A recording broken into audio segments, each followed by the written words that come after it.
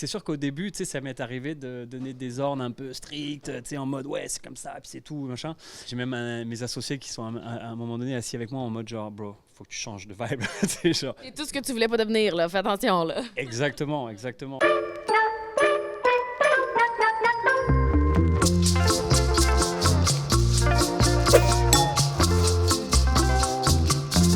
Jérémy, salut, ça va?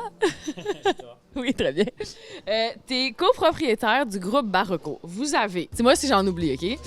Foie-Gras, Atwater Cocktail Club, Fougadi, il y en a 4. Un principal, 3 comptoirs, Milky Way, Bon Délire et évidemment le Barocco où on est aujourd'hui. Est-ce que j'oublie quelque chose? Non, t'as bien fait ta job, bravo. Yes, props à moi. Quelques-uns quand même, ça commence à faire. Mais le Barocco, ça va faire presque 20 ans que vous avez ouvert, ce qui est quand même exceptionnel en termes de longévité. Oui, même moi, des fois, je suis genre... En fait, ce qui est fou, c'est que des fois, ça passe tellement vite. C'est comme quand on a des kids, tu sais, on les voit pas grandir. C'est un peu la même histoire avec le Barocco. Pour un restaurant, c'est une belle longévité et puis c'est une belle histoire. Puis moi, j'ai tellement de souvenirs dans cet endroit-là que pourvu que ça dure. Mais tu penses que c'est quoi la clé du succès pour rester ouvert si longtemps? Surtout que Montréal est tellement comme dynamique, il y a des pop-up, il y a des nouveaux restos qui comme ça pullule de nouveaux projets. Si on veut savoir, c'est quoi le secret? Je pense que le secret, c'est la remise en question. Même moi, en tant que cuisinier, je me pense jamais trop bon et je me pense jamais à tout savoir. Je suis tout le temps ouvert d'esprit à apprendre, aller faire des stages à travers le monde, essayer de toujours trouver des nouvelles techniques. Et je pense que dans la restauration, le secret, c'est un peu la même chose. Surtout, comme tu l'as dit, tu sais, à Montréal, c'est vraiment une ville où il y a sans arrêt des restos qui ouvrent et c'est de mieux en mieux, de plus en plus beau et le niveau monte. Puis là, on a le guide Michelin, puis etc. Fait que... T'es arrivé au Québec, ça fait aussi à peu près ça, 20 ans? C'est quoi la différence fondamentale entre la France et le Québec, selon toi? Moi, j'ai directement évolué dans la restauration et l'hôtellerie quand je suis arrivé, donc j'ai direct senti en fait ce vibe d'ouverture d'esprit dans le côté vraiment foodie, toujours envie de découvrir des choses. Il y a moins de crainte que tandis qu'en France, on est très vraiment by the book sur ce qu'on veut faire. Et en tout cas, à l'époque. Oui, ben c'est ça, mais ça c'est aussi en France, il y a tellement un respect de la tradition, fait que nécessairement, ça vient avec une certaine rigidité, là. Ça fait partie du patrimoine historique, la cuisine française. Donc, il y a vraiment ce côté un peu fermé, d'esprit. Mais bon, aujourd'hui, ça a vraiment changé. Je le vois, je suis allé à Paris il n'y a pas longtemps. Je veux dire, c'est tout un autre monde, et tant mieux d'ailleurs. Mais justement, tu as quitté la France, entre autres à cause de ça, à cause de ce côté-là un petit peu plus malsain, très hiérarchique. Étant copropriétaire d'autant d'établissements, donc avec autant de staff, comment tu fais pour t'assurer que c'est pas un climat de travail qui va devenir malsain, justement? Je pense que c'est beaucoup d'essais-erreurs aussi, parce que, veux pas, je viens de cette école-là, militaire un petit peu, tu sais, même tyrannique un peu, je te dirais, qu'il y avait en cuisine quand j'ai commencé. J'ai appris de ça quand même, tu sais, cette rigueur de travail, tout ça, mais il y a beaucoup que j'ai voulu enlever de ma vie, mais c'est sûr qu'au début, tu sais, ça m'est arrivé de donner des ordres un peu stricts, tu sais, en mode, ouais, c'est comme ça, puis c'est tout, machin. Et donc, essai-erreur, tu sais, il y a des choses qui sont pas passées. J'ai même mes associés qui sont à un moment donné assis avec moi en mode genre, bro, faut que tu changes de vibe. Genre... C'est tout ce que tu voulais pas devenir, là. Fais attention, là. Exactement, exactement. Et puis, dans le fond, je suis pas quelqu'un de comme ça. Puis des fois, tu penses que c'est comme ça que ça fonctionne la restauration parce que tu as appris comme ça. Mais en bout de ligne, c'est pas la bonne façon de faire. Et puis aujourd'hui, bah, tu sais, je veux dire, c'est le jour et la nuit, là, tu sais. Puis ça fait pas que les cuisines sont moins têtes, comme la pression est la même, mais c'est juste le travail est fait différemment, puis la rigueur est quand même là, je veux dire, la qualité est là aussi. Moi, je pense qu'il faut savoir l'idée par sa passion. Si tu es passionné et que tu es amoureux de ton métier et que tu aimes ce que tu fais, et je pense que la transmission de l'amour que tu as pour quelque chose, forcément, les gens vont le suivre parce qu'ils voient qu'il y a un intérêt derrière, tu vois. Putain, c'est beau ce que je viens de dire. C'est beau! Ça, putain! En 2023, tu as participé à Top Chef France. Fait que tu es retourné là à l'âge de 40 ans, qui est quand même tard là, pour faire une compétition parce que dans l'imaginaire, c'est comme plus quand tu es jeune, tu es un nouveau chef, comme tu veux percer dans le milieu, que tu vas faire des compétitions. Pourquoi tu as décidé de t'inscrire? Premièrement, parce que je suis un peu fou. Puis... On le disait, tu dansais sur le bord il n'y a pas si longtemps. Puis deuxièmement, écoute, pour moi, en fait, c'était un peu l'émission de cuisine de référence parce que je trouve que le niveau est très haut. La plupart des gars qui bossent là-bas sont bien établis, malgré que ce sont plus jeunes, mais c'est des petits génies, je dirais. Là, c'est vraiment des gars qui sont avancés dans leur métier, qui ont compris la gamique du truc. Je me suis dit, écoute, pourquoi pas? Tu sais, la crise de la quarantaine, peut-être, j'en sais rien, mais je me suis dit, tu sais quoi, je me lance. Puis on verra. Je peux t'avouer qu'en arrivant, je me suis dit, qu'est-ce que je fais là? Tu sais, quand j'ai fait le casting avec eux, ils m'ont dit, écoute, nous, le maximum dans le casting, c'est 40 ans, donc t'es vraiment dans le borderline. On va voir avec la production si ça les intéresse ou quoi. Puis finalement, mon profil leur a plu. T'as été parti combien de temps? Ben écoute, je suis arrivé dans les quarts de finale. Fait qu'une semaine après, il y avait les finales. Fait que ça va super vite. Fait que je suis resté pratiquement 3 mois, tu sais. Expérience de fou, lien d'amitié énorme. Tu sais, quand tu partages la même passion, le même métier, les mêmes rengaines, il y a des liens qui se créent.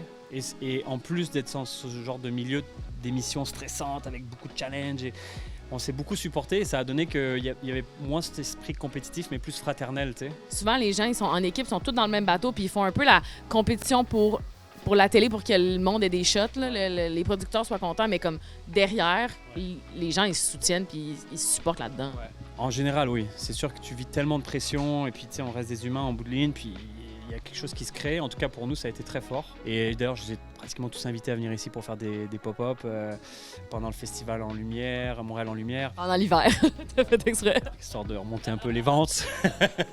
Au moins, ils ont vu un peu l'hiver, ils ont vu ce qu'on vit ici certains mois, donc, mais bon, c'était cool. Est-ce que ça t'a comme réconcilié avec ta terre natale? Oui, ça m'a un peu réconcilié avec ma terre natale parce que je trouve qu'il y a une mentalité, une philosophie un peu différente de ce qu'elle était quand j'y étais. Mais tu sais, moi, je viens du sud de la France, de la Côte d'Azur. Puis j'y retourne chaque année en fait, l'été. Et puis. C'est moi qui vais pleurer. Ouch! Puis là aussi, ça a changé beaucoup. Tu sais, quand j'y étais, parce que bon, tu sais, c'est saisonnier, donc l'été c'est incroyable, l'hiver c'est horrible. Tout est fermé, tu fais rien, tu joues à la PlayStation, t'as rien à faire.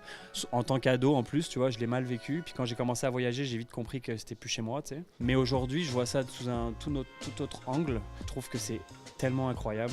Genre, je me demande si peut-être je finirai pas mes jours là-bas. Hein. J'y pense. Attention, la Côte d'Azur, il arrive! Est-ce qu'il y a un plat qui a changé ta vie? Je pense que c'est plus une philosophie cuisine qui a changé ma vie et ma cuisine. Au début, en cuisine, tu as toujours tendance à un petit peu en faire un peu trop. Pour l'effet waouh, tu sais, puis je revois certaines photos de mes plats où je mettais genre 15 ingrédients, puis pour...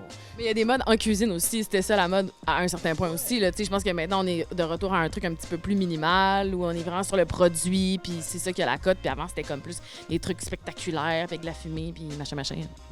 Exact, il y a des gars qui ont mis le doigt dessus avant tout le monde. Et forcément, tu sais, moi, ces gars-là, je les ai un peu vus de l'extérieur, sur les médias sociaux, sur certains voyages. De suite, c'est venu me chercher, tu sais.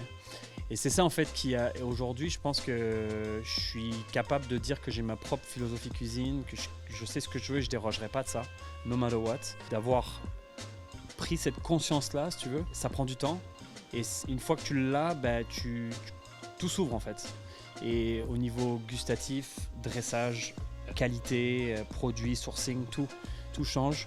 Et ça t'amène à des résultats, en tout cas pour moi, qui sont très positifs. Donc c'est ça qui a pas mal changé ma tournure. Penses-tu que c'est un prérequis d'être présent sur les réseaux sociaux en tant que chef? Maintenant, je pense qu'Instagram, c'est ouvert à tout le monde, donc il y a de tout et n'importe quoi. Après, moi, j'y mets un certain temps parce que je pense qu'après Top Chef, il y a un après forcément, et c'est soit tu l'entretiens ou soit tu le laisses. Moi, j'ai eu des opportunités par rapport à ça, donc je me suis dit pourquoi pas l'entretenir. Et en bout de ligne, ça m'amène une certaine notoriété qui est bon pour mes business. Donc tu sais, je peux pas cracher dessus, mais je veux dire, si mettons je repartirais à zéro, tu vois, puis j'avais un restaurant, je pense pas que je focuserais sur les médias sociaux, mais je focuserais vraiment sur mon travail et mon 100% dans ce que je donne pour leur donner à la clientèle. Ton repas réconfort par excellence, mettons quand tu finis un chiffre puis t'es toasté, qu'est-ce que tu manges? Une lasagne. C'est quand même nice, là. C'est pas genre un toast par des peanuts, là. Ah ok, mais alors tu sais quoi un grilled cheese? Tu sais quoi, du grilled cheese, je connaissais pas du tout. Sinon on fait des croque-monsieur, des trucs un peu mieux, tu vois. Fuck American cheese. Mais grilled cheese, la première fois que j'ai goûté ça, j'étais comme oh, tu sais le beurre qui a bien caramélisé, le fromage là, c'est quelque chose quand même. Le petit grilled cheese avec la petite soupe aux tomates aussi le midi là. Oui. Encore là, faut bien le maîtriser. C'est vrai, les meilleures pâtes à Montréal. Pasta Paux. Meilleur resto français. Foie gras. Non, j'ai pas le droit. Ok. Non, t'as le droit de répondre. Bon, foie gras et l'Express. Meilleur resto pour séduire de nouveaux beaux-parents. Chez Violon. Meilleur resto pour une première date. Rôtisserie La Lune. Meilleur resto pour break-up. Allez, fais-nous pleurer. Ouh. OK, Green Spot. Je sais pas c'est quoi. Green Spot, c'est un diner à Saint-Henri, une institution là, c'est ouvert depuis genre 50 ans, je pense. Ouais, le truc super rétro, patates frites. OK, oui, je vois c'est quoi. Ouais, tu sais, c'est sans prétention, tu sais que tu peux sortir quand tu veux. Ouais. Steamé, puis bye-bye. Un stimé, un roteux, puis un Wheeler. Meilleur café. Olive et Gourmando. Meilleur resto pour manger en famille. Fiorellino, c'est une pizzeria, celle que je vais souvent, c'est sur de la Gauchetière à côté de Square Victoria. Hey, là, excuse-moi, tu parles de pizza, mais moi, il faut vraiment que je parle. La motherfucking Killer Bees. Mais c'est Wu-Tang, non? C'est Wu-Tang, c'est ça. C'est la meilleure pizza au monde. Le spicy honey. Ouais. Ouh! Parenthèse pizza. C'est un peu un classique sicilien, entre guillemets, mais très New York style. Puis la première fois que je l'ai goûté, c'était à New York. Je me suis dit, je vais la faire parce qu'elle est fucking bonne. Et puis je pensais pas qu'elle allait autant plaire. Parce que tu sais, ça pique un peu quand même, mais en même temps, il y a le côté sweetness, cheesy. Et oublie ça, c'est un home run, là, genre. Les gens capotent dessus. Wu-Tang Killer Bees. Moi, depuis, je mets du spicy honey sur toutes mes pizzas. Ouais, je te dis, moi, ça a changé ma vie. Meilleur resto pour servir en party. Écoute, Limousine.